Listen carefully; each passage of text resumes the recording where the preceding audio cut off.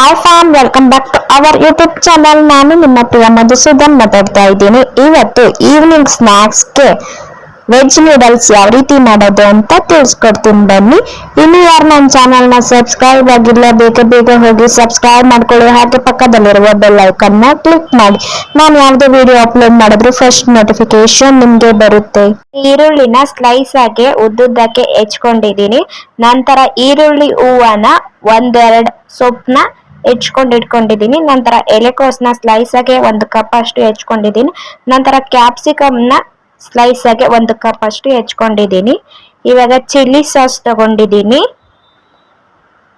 ಆ ನಂತರ soya sauce, tomato sauce, ginger garlic paste, noodles powder ಮತ್ತೆ ಚಿಲ್ಲಿ ಪೇಸ್ಟ್ ಮಾಡ್ಕೊಂಡು ಇಟ್ಕೊಂಡಿದ್ದೀನಿ. ಈಗ ಒಂದು ಪ್ಯಾನ್ಗೆ ಎಣ್ಣೆನ ಆ್ಯಡ್ ಮಾಡ್ಕೊಳ್ಳೋಣ. ಎಣ್ಣೆ ಕಾದ ನಂತರ ಸ್ಲೈಸ್ ಆಗಿ ಹೆಚ್ಚಿರೋ ಈರುಳ್ಳಿ, ಕ್ಯಾಪ್ಸಿಕಮ್ ಮತ್ತೆ ಈರುಳ್ಳಿ ಹೂವು, ಎಲೆಕೋಸನ್ನ ಆ್ಯಡ್ ಮಾಡ್ಕೊಂಡು ಚೆನ್ನಾಗಿ ಫ್ರೈ ಮಾಡ್ಕೊಳ್ಳೋಣ. ಇವಾಗ ಇದು ಫುಲ್ಲು ಫ್ರೈ ಆಗಬೇಕು, ಇಲ್ಲಾಂದರೆ ಹಸಿ ವಾಸನೆ ಬರುತ್ತೆ. ಫುಲ್ಲು ಗೋಲ್ಡನ್ ಬ್ರೌನ್ ಬರೋ ತನಕ ಚೆನ್ನಾಗಿ ಫ್ರೈ ಮಾಡ್ಕೊಳ್ಳಿ. ಫ್ರೈ ಮಾಡ್ಕೊಂಡ ನಂತರ ನೀವು ಸ್ವಲ್ಪ ಸಾಲ್ಟ್ನ ಆ್ಯಡ್ ಮಾಡ್ಕೊಂಡು ಮತ್ತೆ ಫ್ರೈ ಮಾಡ್ಕೋಬೇಕು.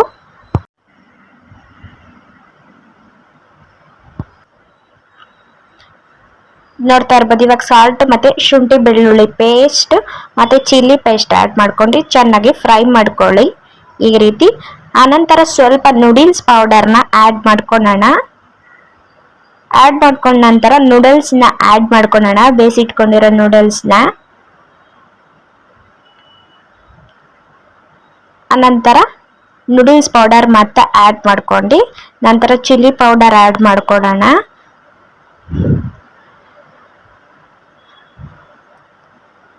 ನಂತರ ಟೊಮೊಟೊ ಸಾಸ್ನ ಆ್ಯಡ್ ಮಾಡ್ಕೊಳ್ಳೋಣ, 1-2 ಸ್ಪೂನ್ ಅಷ್ಟು. ಆಮೇಲೆ ಚಿಲ್ಲಿ ಸಾಸ್, ಸೋಯಾ ಸಾಸ್ ಮತ್ತು ವೆನಿಗರ್ ಆ್ಯಡ್ ಮಾಡ್ಕೊಂಡು ಚೆನ್ನಾಗಿ ಮಿಕ್ಸ್ ಮಾಡ್ಕೊಳ್ಳೋಣ. ಇವಾಗ ನೋಡ್ತಾ ಇರ್ಬೋದು ನಾನು ಯಾವ ರೀತಿ ಮಿಕ್ಸ್ ಮಾಡ್ತಾ ಇದ್ದೀನಿ ಅಂತ.